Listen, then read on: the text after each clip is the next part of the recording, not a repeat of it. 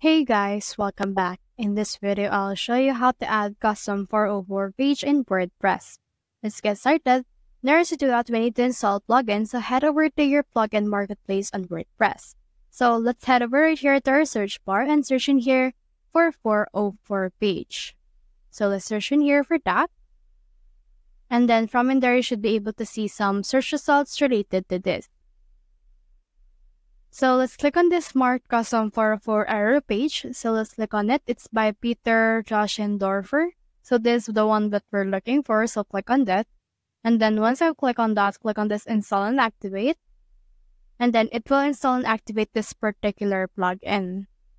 So as you can see, it's been installed. So let's head over and click on this manage plugin in order to open it. Now we need to head over right here to our pages. So let's head over and add a new page that will serve as our 404 page.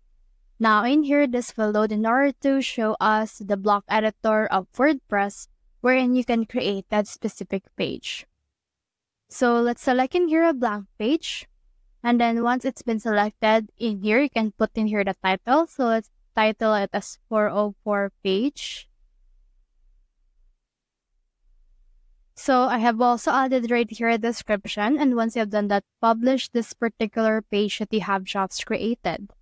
Once it's been published, we need to head back to our dashboard. So let's head over to my dashboard of my WordPress right here. So as you can see, this will load into this case. So what we need to do in this is we need to scroll down until we reach our appearance.